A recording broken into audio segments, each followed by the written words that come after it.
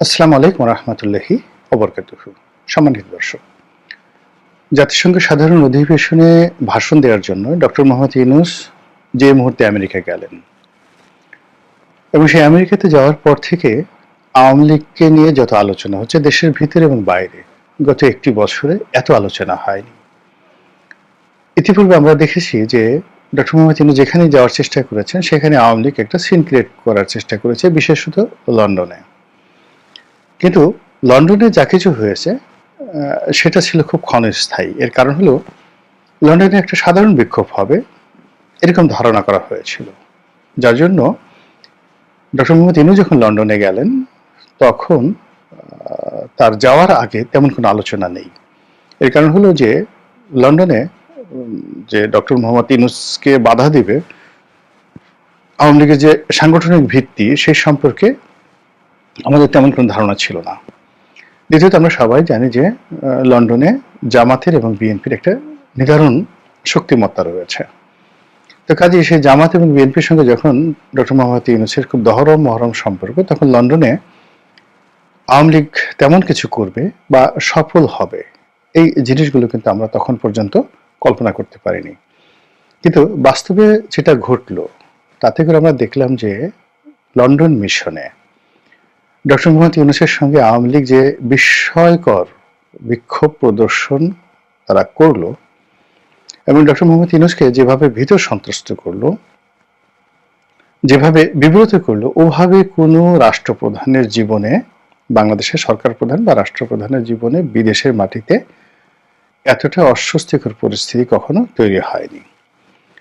এরপর চারিদিকে শুধু হায় হায় রব, হায় আল্লাহ, একই হলো, এখন কি হবে, আওয়ামী লীগকে কারা ঠেকাবে, কিভাবে ঠেকাবে, এভাবে কি করলো, ডক্টর মোহাম্মদ ইউনূসের কি হবে, তিনি কিভাবে ফিরে আসবেন, কিভাবে মানুষকে মুখ দেখাবেন। আমরা যারা বাংলাদেশে ছিলাম টকশো করে নানা রকম কথাবার্তা বলা শুরু করলাম, কিন্তু আমরা এটা 24 ঘন্টার বেশি বলতে পারিনি। কেন পারিনি? এর মধ্যে ডক্টর মোহাম্মদ ইউনূস একটা নিদারুণ চাল তিনি চাললেন। সেটি হলো অলানা ছাড়লেন, তিনি তারেক রহমান সাহেবের সঙ্গে দেখা করার ঘোষণা দিলেন। তারেক রহমান সাহেব তার হোটেলে আসবেন, দেখা করবেন এবং তারেক রহমান সাহেবের সঙ্গে যে বৈঠক হচ্ছে সেটি নিয়ে রাজনীতি একেবারে 180 ডিগ্রি অ্যাঙ্গেলে ঘুরে গেল।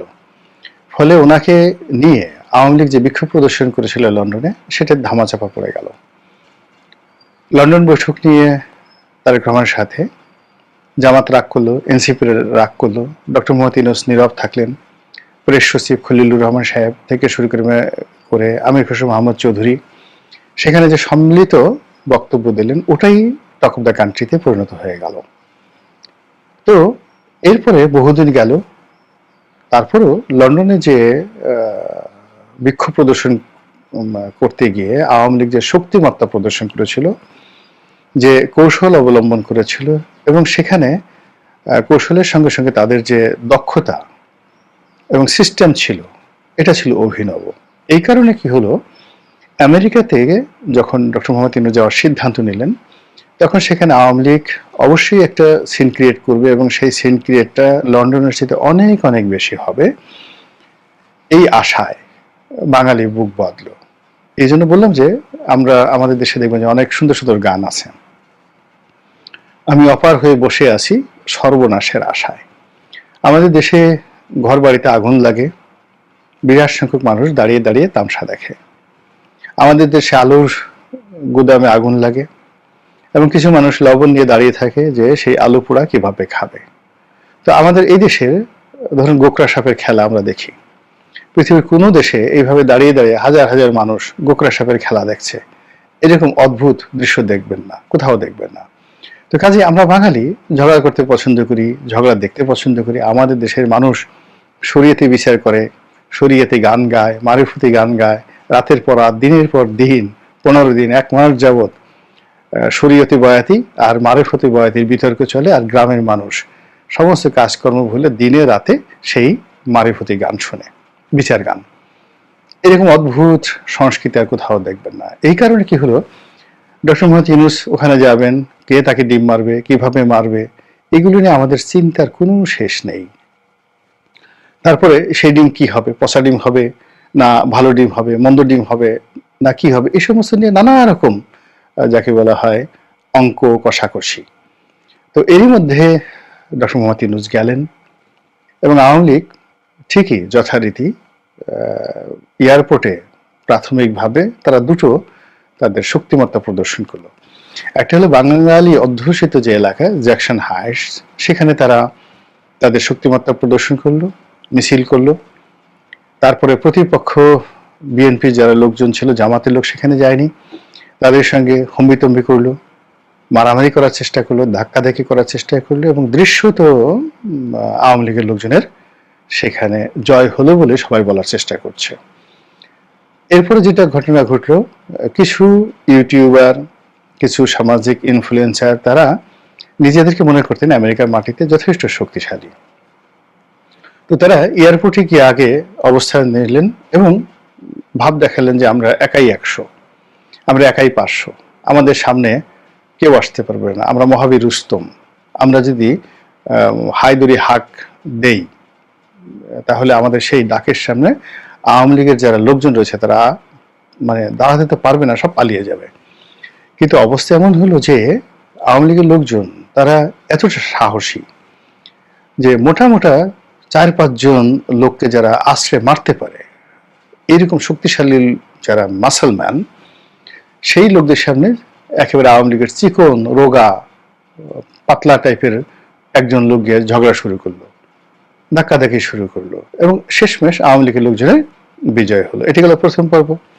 দ্বিতীয় পর্ব যখন মেহমানরা ঠিকই আসলেন, বিশেষ করে রাজনৈতিক নেতৃবৃন্দ যারা গেলেন, এই 6 জন নেতৃবৃন্দ, তারা যে গেট দিয়ে বের হলেন সেই গেটের সামনে আওয়ামী লীগের লোকজন বিক্ষোভ শুরু করলো এবং সেখানে তারা মনের ঝাল মিটিয়ে গালাগাল করলেন।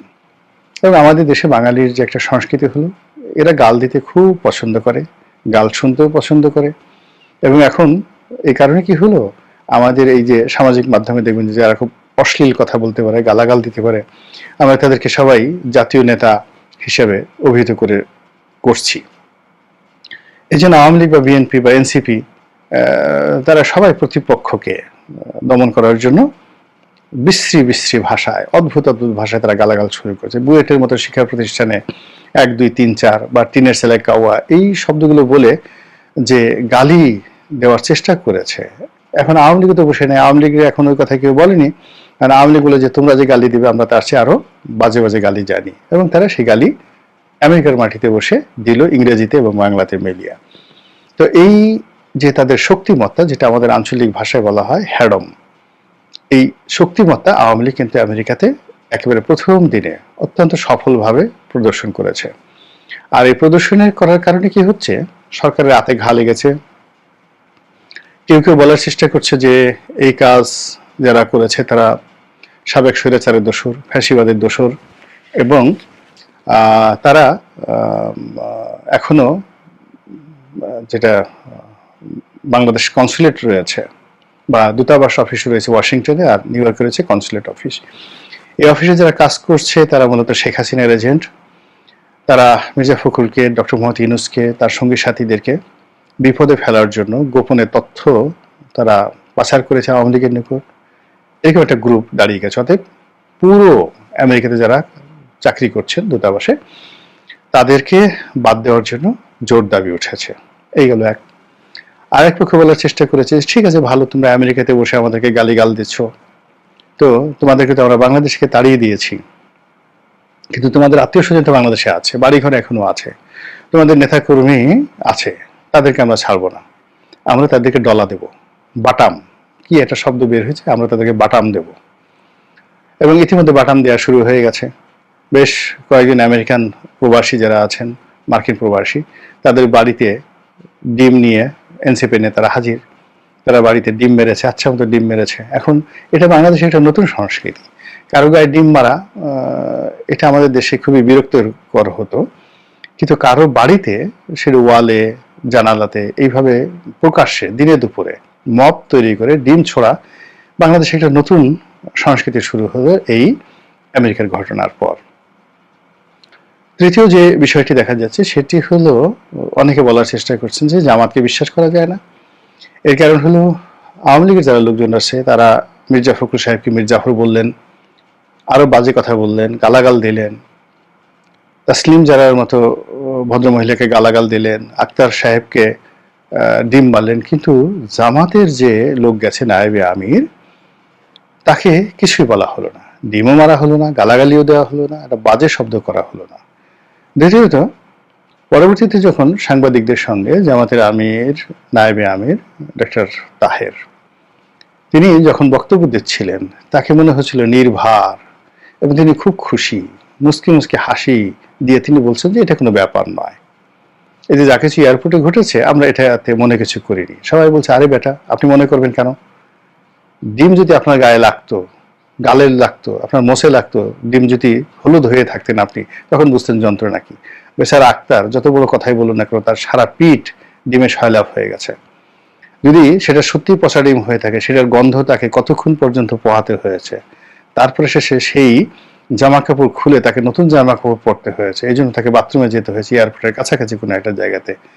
আপনি বয়স্ক মানুষ, যদি আপনার ক্ষেত্রে এই ঘটনা ঘটতো, আপনার পাঞ্জাবি খুলতে হতো, কোট খুলতে হতো, আপনি তখন বুঝতেন আপনাকে তো ওই সাপে কাটেনি, কি যাতনা বেশে, কবু আসি বেশে, দংশিনে যারে। তা আপনি মুসকে হাসছেন, নিঃসন্দেহে আপনার মতলব আছে, যেন তেন মতলব নয়।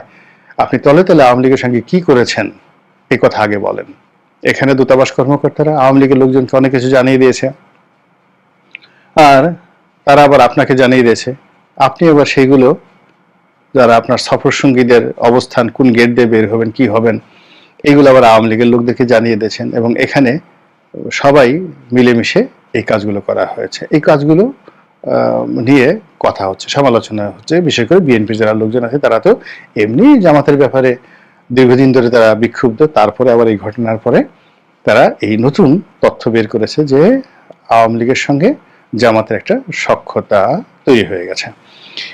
ইতিমধ্যে জামাতের বাংলাদেশে যারা লোকজন রয়েছে, নতুন জামাতি রোকন যারা বিভিন্ন মিডিয়াতে রয়েছে, তারা একটার পর একটা জরিপ চালিয়ে যাচ্ছে, এবং সেই জরিপে প্রতিদিনই জামাতের জনপ্রিয়তা বাড়ছে।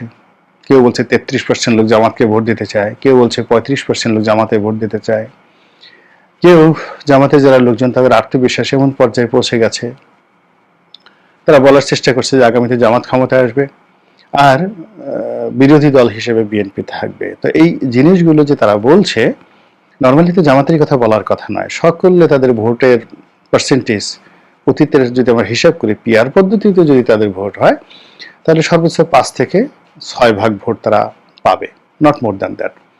তাহলে যদি 12.5 কোটি ভোটার হয় এবং তার 5% ভোট তারা পায়, 5% ভোট তো হবে না, 5% ভোট যদি থাকে সেটা যদি আবার সর্বোচ্চ 80% কালেকশন হয়, তাহলে কত 4% ভোট তারা পাবে।